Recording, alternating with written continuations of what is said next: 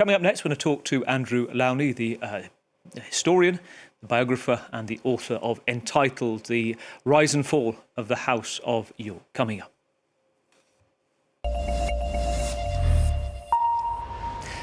The British royal family is coming under intense scrutiny again this week. They were the target of hecklers and demonstrators on a walkabout on Thursday in Essex. Fresh allegations against Andrew Mountbatten-Windsor are being made in the wake of the mass release of the Epstein files. A second woman has come forward alleging she was trafficked by Jeffrey Epstein in 2010 for sex with the then Prince Andrew in the UK after being taken on a tour of Buckingham Palace. British police are, quote, assessing the claim. Andrew Mountbatten-Windsor has previously denied any wrongdoing related to Epstein. Now, stripped of his titles, he's been evicted too from his home at Royal Lodge in Windsor, reportedly in the dead of the night on Monday. Seen on his horse in Windsor, but not heard from this week. The lawyer, Brad Edwards, says his legal team cannot get hold of him to formally put the new allegations to him.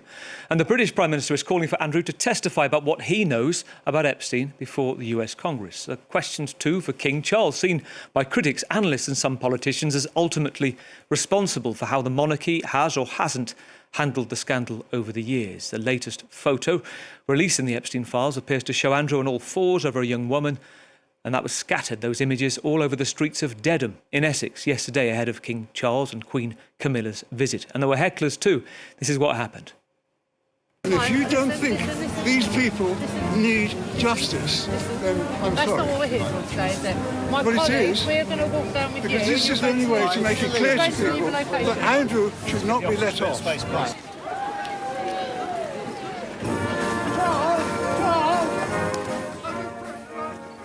Andrew's brother, Prince Edward, was asked about the allegations during a conference in Dubai on Tuesday, the most senior royal to speak about it. Here's what he said.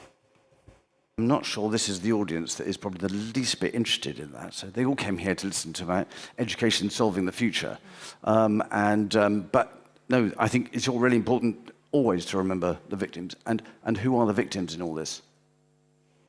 The British historian, biographer and author Andrew Lownie has spent 4 years investigating the life, livelihoods and the questionable financial affairs of Andrew Mountbatten-Windsor and Sarah Ferguson, as well as looking into Andrew's questionable relations with Epstein in his book entitled The Rise and Fall of the House of York. I am delighted, Andrew, that you join us this evening. Welcome to France 24. I've got to say, first of all, I found the book breathtaking. You actually have to catch your breath in reading it. The character depiction of Andrew, of Sarah Ferguson, is so different to what is and has been projected for years. You document the lives with hundreds of interviews for it, and it starts with the early life. It gives us a picture of a spoiled, good-looking middle child prince, the practical joker, the Queen's favourite. You twin the narrative with Sarah Ferguson's upbringing, and by the end, which essentially takes us to what's happening this week, you quote Virginia Giuffre saying before she died that it's not over. There are so many people, she says, in this. Andrew, it doesn't stop with Ghislaine Maxwell, and you say much more may emerge, not just with the release of the FBI files of Epstein and Andrew's sexual antics, but the business activities too. So first of all, can I get your reaction to what, after much delay, still with many redactions, is finally emerging this week? Yes, I mean, it's very satisfying to see that, my research has been vindicated by the release of these documents. I mean, I had a certain amount of criticism when the book came out. People didn't want to believe it. In fact, a lot of the material was taken out, including, for example, the material on Peter Mandelson, the British ambassador who's now had to resign. But it does show that the network was much wider than we realized. I mean, I knew the relationship with Epstein, both of former Prince Andrew and Sarah Ferguson, was much deeper and had gone on much longer than they'd claimed. But it's good to see proof of that. I think it does raise all sorts of questions now about whether Andrew should be investigated. I think we now have plenty of evidence that he was involved in sex trafficking. And I think also if Peter Mandelson is going to be investigated for misconduct in public office, for leaking private confidential information, then Andrew should also be investigated because that's exactly what he was doing. I do think the palace have a lot of questions to answer about what they knew, when they knew it, what they did and what they're going to do, because for many years they've tried to suppress this story. The press there were denials followed by legal letters, followed by threats. I've talked to police protection officers who've been now threatened in the last few weeks by the palace are reminded of their obligations under the Official Secrets Act and NDAs, and their pressure on their pensions not to talk. So instead of actually being open and actually admitting what's going on, they're still trying to shut the story down, which I think is very worrying. The monarchy seems to be at a crossroads. It can make itself fit for purpose for the 21st century by adapting to a modern society and being more open, or it can continue down the secretive world where I'm afraid corruption can be protected because there's no scrutiny. So it is very, very serious. I mean, the situation is also not one of financial and sexual misdemeanors, but a story is about to break about which has a national security aspect to it, which is again something I knew about but wasn't able to write about for legal reasons before. And within all of that, it's the many dimensions, many twists that this has got, so many areas that could be looked at. The amount of time this has been going on, something that springs to mind is the financial settlement, Andrew, with Andrew Mountbatten-Windsor and Virginia Giuffre, reportedly £10 million, an extra £2 million on top for charitable donations, according to your book, which was paid for in part by the Queen, though Andrew maintains there was no wrongdoing. This was happening in the Queen's Platinum Jubilee year. In fact, this day, the 6th of February 2022, was the Platinum Jubilee. Would you tell us what wider questions you think the royal establishment has to answer over this issue, and are they going to have to at some point?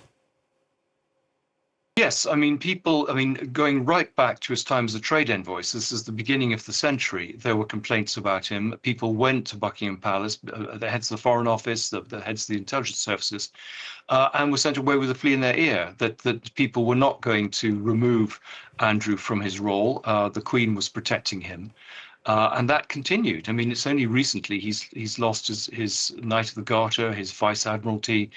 I mean, a whole series of things that could have been done years ago were not done in the hope that this problem would die down. I know that Andrew has destroyed his files in the hope that that would protect him. What he didn't realize was that, there was so much material that had been collected in these Epstein files. We've got 3 million pages so far. There's still 3 million pages being kept back. So there's a lot more that still could appear.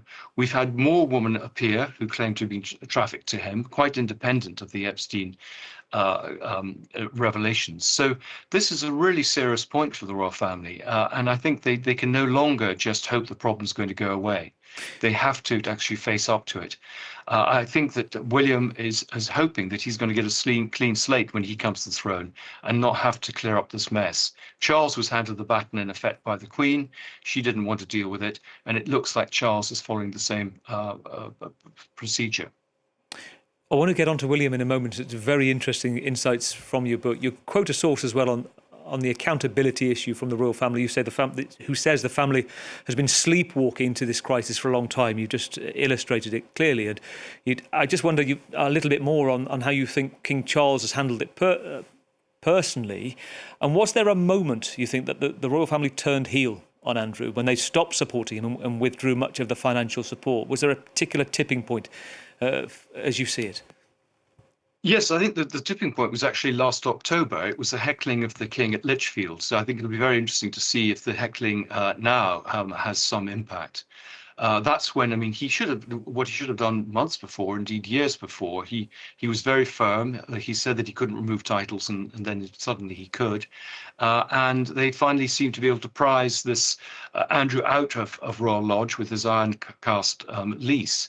I think there's clearly deals been going on behind the scenes. I don't think that, I think Andrew was paid to move. I think the deal was that the daughters could remain within the royal family, could remain as princesses if he and Sarah Ferguson fell on their sword. But I don't think he's going to end up in Sandringham. I think that he will disappear to the Middle East. The royal family do not want this story continuing. The drip feed of revelations is undermining the reputation of the monarchy and actually all the good work the others do. The king had a very cherished film about his environmental work that was completely unnoticed. No one knows what other members of the royal family have been doing for the past few weeks, because every day the stories are about Andrew and Sarah Ferguson. I think the king was very foolish. He drew him back within the fold after the Queen died, I think partly on the grounds that better to keep the two of them inside the tent. But, that was, I think, very unwise. And I think it'd be very unwise to get too close to the daughters, who I think have various skeletons in their closets. There's been a huge PR campaign to say they're innocent victims of this story, but I'm afraid they're not. is very interesting. I want to pick up on one particular. There's a police officer, former police officer within your book that you quote, talking about the importance of police logs being released on the comings and goings of invitees to Buckingham Palace, saying that it would show the woman who did and the women who didn't come through to the palace with Andrew, and that would corroborate or help push back against some of the allegations against him. Absolutely. I mean, this policeman used data protection to get access to the logs because he knew that Prince Andrew had come back that night. First of all, he was told that they were closed for national security reasons, and then that actually they'd been destroyed. But if Andrew wanted to prove his innocence, all he needs to do is to get statements from these protection officers saying where he was on certain days. I mean, it's interesting that he's disappeared so that any summons can't be delivered against him. That's exactly what happened with Virginia Giuffre. He disappeared to Balmoral so that he couldn't take on the summons. He actually was there during the birth of his first grandchild. And he's had plenty of opportunities over the last 15 years to cooperate with the authorities, with victims' lawyers and others. And he's chosen not to do so. And he's actually refused to show any contrition or apologize. And this was confirmed to me even last week, talking to a member of his staff who said that he can't understand what the problem is. He doesn't think he's done anything wrong and just feels he's been victimized. So it is a very difficult problem to deal with, but I think it does need to be addressed by the royal family now. They can no longer say that they have nothing to do with them, because the fact is he was protected and enabled by them for many years, and I believe continues to be protected.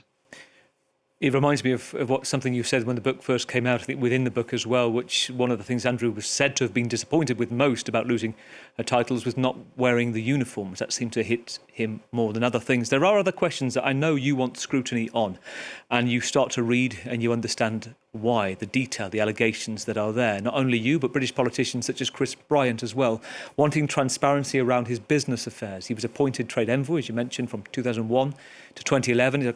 He ran also a kind of Dragon's Den style initiative called the Pitch for Palace. His name was very useful for British politicians, and with it there are numerous allegations that Andrew was using them for personal profit from dealings with unscrutable, rich, powerful regimes, figures criticised for human rights abuses or corruption. Absolutely. And I mean, some of this is now again coming out with the Epstein revelations, but I think there's a very strong argument for a parliamentary investigation into his time as a trade envoy for those 10 years.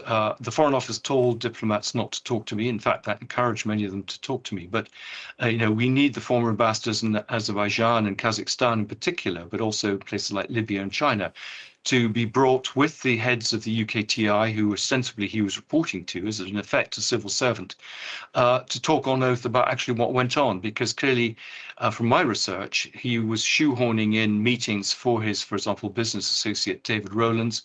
He was taking his daughters, and we think possibly taking Jeffrey Epstein on these trips. I've also been trying for 5 years to get access under FOI to the documents from the Foreign Office and Department of Business of Trade about these trips, who he's taking, and they've used every possible device not to release these papers, which should be released not only under FOI, but also under the Public Records Act. And so I think if the government have nothing to hide, they should be making it very clear now that these documents, which go back 20, 25 years, should be released. I do think that the pressure from the public, from social media, from citizen journalists and from journalists who are not in the royal rota, basically in this lobby system that basically trades access for a very curated story, all those things are driving the story. It's no longer the royals can expect to have this very deferential approach to them, because if they have nothing to hide, they shouldn't be worried about revealing anything. But the whole relationship with the royal family depends on trust and respect, and that sadly has gone now. So it's questions about dealings with Azerbaijan, as you say, a Libyan gun smuggler, Kyrgyzstan, Kazakhstan, which he has denied any wrongdoing, but also his link, it's worth saying, to Yang Tengbo. This is one source within your book calls him a useful idiot for the Chinese government, Andrew, that Yang Tengbo, described as a close confidant of Andrew at one stage, since banned from entering the UK on national security grounds of alleged ties to the Chinese Communist Party's United Front Work Department, which conducts influence operations. Just tell us about that area that you would like to see scrutiny on. Yes, well, I mean, there's certainly a national security aspect to it. In fact, I'm breaking a story tomorrow which will talk about this. People have been focused on the Chinese spies around him. There was another man called Johnny Hon who was basically bankrolling Sarah Ferguson, who has close links both to the North Korean government and the Chinese government that I think would be worthy of investigation. And I think the security intelligence services abroad saw that the easiest way to penetrate British society was through greedy royals, because there was so little scrutiny and transparency about the way they operated. I think the biggest story that's now emerging is that Epstein was a Russian asset, that he was operating basically a compromat using honey traps. And Andrew was caught in this. I do report on that in the book. A man called Tim Riley, an academic at Cambridge, talks about that. But it's very clear that in Libya, in the Middle East, in China, but particularly in the Central Asian republics, he was caught in honey traps with prostitutes who were supplied to him. And there is now, some concerns about what information he may have relayed under this blackmail. So yeah, the story gets bigger and bigger. It gets worse and worse.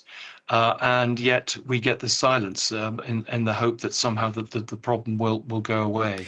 There are wider questions for other senior British figures. I mean, there's a former British Prime Minister who also I had to take out of the book, who I think people will begin to scrutinise in the coming days. Very interesting. Sometimes with your points, Andrew, where it takes us, it's knowing which particular point to pick up, because there are so many threads to this. I want to ask you what you talked about a moment ago about Epstein being an alleged spy, and there's a number of things you cite in the book. As you mentioned, you talk about, first of all, a Sunday Times article that British intelligence chief had concerns that Russia may have obtained compromised material, on the Epstein scandal. There's a former deputy in the Palm Beach County Sheriff's Office who fled to Moscow with copies of files on Andrew and got in touch with a man called Pavel, I think, Bordinov, a mentor for Putin. That's right, Mark Tugin. Yep. And there's also, if I'm right in saying, there's another element to this, which is Epstein's former mentor, Stephen Hoffenberg, giving an interview suggesting Andrew was Epstein's, quote, Super Bowl trophy, that he planned to sell Andrew's secrets to the Israeli intelligence agency, Mossad. Yeah, absolutely. In fact, the other Super Bowl trophy was Bill Clinton, who is beginning to emerge in these stories and has been subpoenaed to talk. So it'll be interesting to see what he says. But yes, the Russian intelligence angle is a strong one.